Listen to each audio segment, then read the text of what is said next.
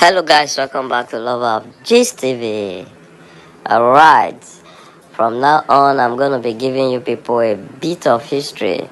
As a nation, as a people, it is very, very important that we get to know where we are coming from, the event that surrounds us. As I see you in my other series of the videos, please don't forget to comment, don't forget to like and share. Tell us your opinion on what you think on this series of histories that I'm going to be dropping around Nigeria. Well, today I'll be dealing with the Nigerian Civil War, also known as the Biafran War. A lot of people have been asking, how did this Biafra originate? How did it start? Because we start hearing a lot of things that happens, on a day-to-day basis. How the Biafra Republic is engaging with the Nigerian security agencies, engaging with the Nigerian government. Now, this is a bit of history how the Biafra War, or rather Biafra, came into existence. Now, the Nigerian Civil War of July 6, 1967 to January 15, 1970 is also known as the Nigerian Biafra War or the Biafran War. It was a civil war fought between Nigeria and the Republic of Biafra, a secessionist state which had declared its independence from Nigeria in 1967. At then, Nigeria was led by General Yakubu Gowon, while Biafra was led by Lieutenant Colonel Chukwuemeka Dumebu Ojukwu. Biafra represented the nationalist aspiration of the Igbo ethnic group, whose leadership felt they could no longer coexist with the federal government, dominated by the interests of the Muslim Hausa Fulanis of northern Nigeria. The conflict resulted from political, economic, ethnic, cultural, and religious tensions, which preceded the United Kingdom's former decolonization of Nigeria from 1960 to 1963. Immediate cause of the war in 1966 included a military coup, a counter-coup, and an anti-Igbo program in northern Nigeria. For a while now, this has been going on, if you deep down into the history of Nigeria. Now, it started because the Igbo felt that they are being shortchanged, like they are being neglected, and that could no longer be acceptable by them, because most of the natural resources, or rather, the Igbos are important factors in the Nigeria economy today. If you check so well in history, you will see that wherever you put anywhere an Igbo man is, they make an impact, either in business or other fields.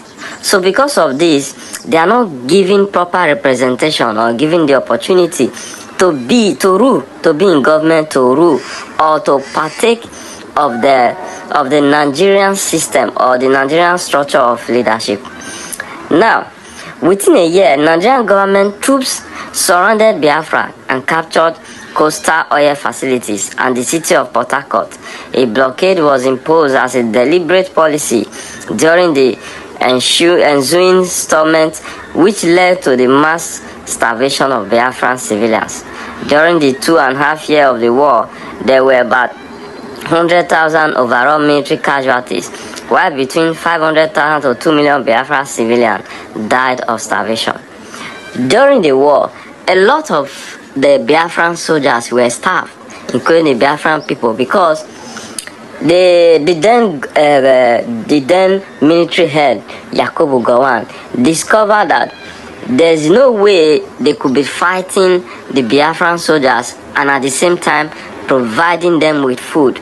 Because of that, they had to cut short the food supply to the east, so that could lead to the reason why the armies will surrender. Because as they say, when a person lacks food, he or she can no longer carry on with whichever fight he or she is engaging in. Now, alongside the concurrent Vietnamese War, the Nigerian Civil War was one of the first wars in human history to be televised by a global audience. In mid-1968, images of malnourished and starving Biafran children saturated the mass media of Western countries. The plight of the starving Biafrans became a cause célèbre in foreign countries, enabling a significant rise in the funding and prominence of international non-governmental organizations known as NGOs. Biafra received international humanitarians and from civilians during the Biafran airlift, an event which inspired the formation of Doctors Without Borders. Following the end of the war, the United Kingdom and the Soviet Union were the main supporters of the Nigerian government, while France, Israel, after 1968, and some other countries supported Biafra. The United States' official position was one of the neutrality, considering Nigeria as a responsibility of Britain. But some interpret the refusal to recognize Biafra as favoring Nigerian government. Today, this same thing has come to play, although it hasn't resulted to war. But from the signs, from the things that we see, it means that it could sometimes lead to another Nigeria's second civil war. Because at the rate the Biafran armies or the Biafran secessionists are going right now, it means that there can be possible war in the future. If you look at the way things are going, they are now more brutal in engaging the Nigerian military. They come on social media, they launch so many platforms with which they fight the Nigerian government. And repeatedly they keep saying that they are not part of the Nigerian government, they are not part of Nigeria, and their willingness to break away anytime soon. A lot of people are buying into this idea, going by the raging insecurity in Nigeria. A lot of people used to argue that there was no need to separate, that we can still be under the umbrella of one name called Nigeria.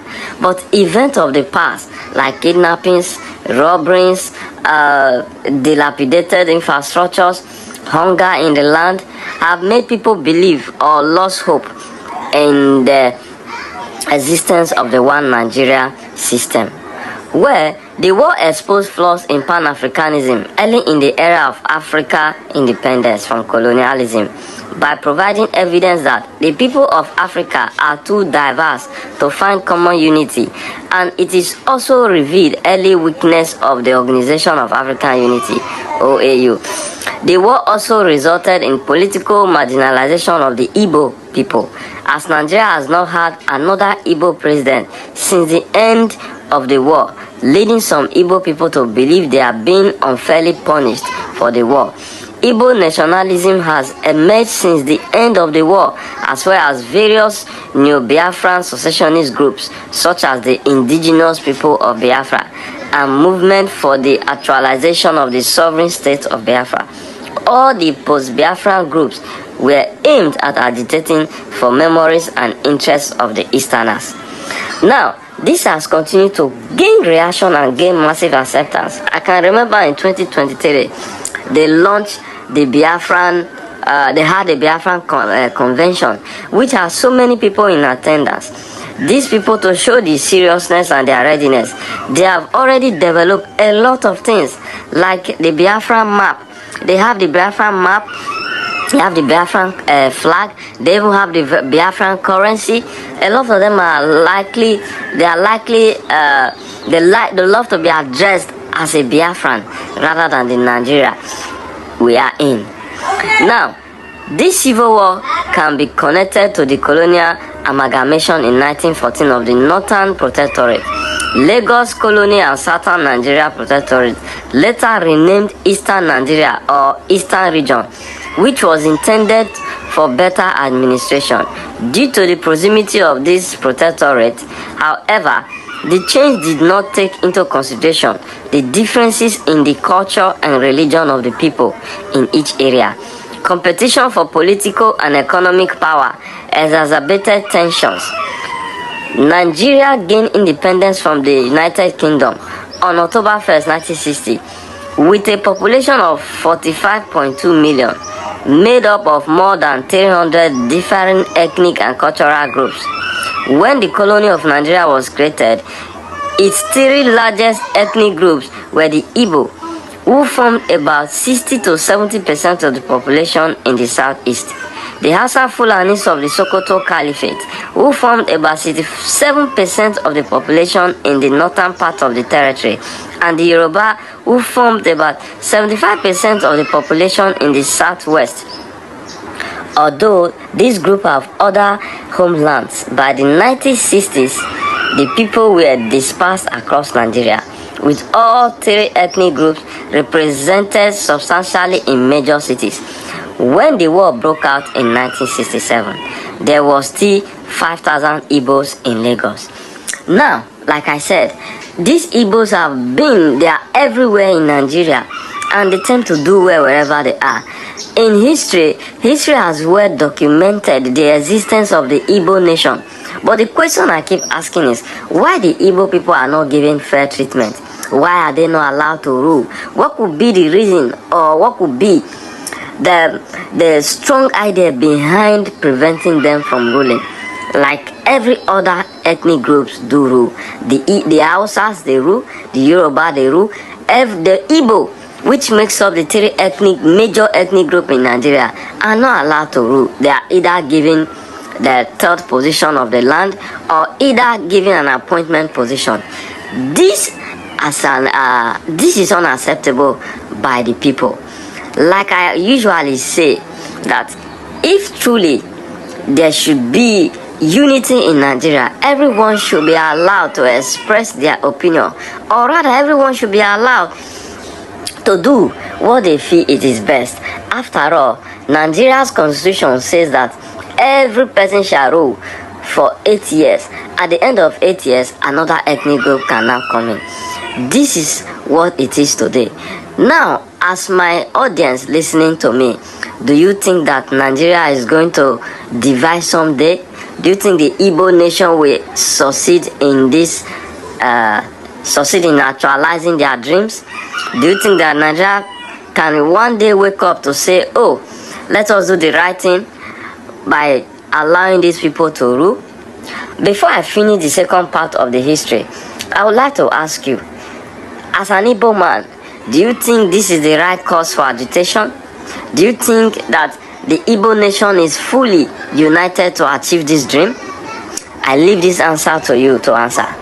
Alright, the semi-feudal and Muslim Hausa Fulani in the north were traditionally ruled by a conservative Islamic hierarchy consisting of emirs who in turn owned their ultimate allegiance to Sultan of Sokoto, whom they regarded as the source of all political power and religious authority.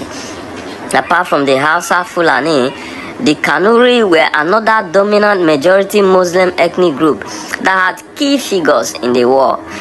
They made up about 5% of Nigeria's population and were the dominant ethnic group in the northern eastern states. They historically successfully resisted the Sokoto Caliphate during the 19th century through their millennium-long Kanem Borno Empire. The southernmost part of the region known as the Middle Belt had large population of Christians and animist populations. Through missionary activities and the northernization policy of the regional government, the sub-region had a significant western educated population. Several key figures on the Nigerian side of the war came from this sub-region, such as Yakubu Gowon and Theophilus Danjuma, both of whom are Christians. Well, as I come to the conclusion of this topic, I want you to comment down below, or rather ask yourself that the way Nigeria is going, do you think that the government could do something, or rather the government could adhere to the aspiration and agitation of the Igbo nation? Do you think we need to be together as one? Do you think that separation could give Nigeria a better chance of development? These questions are the questions asked by historians, and I have joined them to ask this same question. As I see you in the next video, don't forget to comment down. This video is made for learning purpose and to expose yourself of our heritage as a nation. Until I see you again in my next video, remain blessed.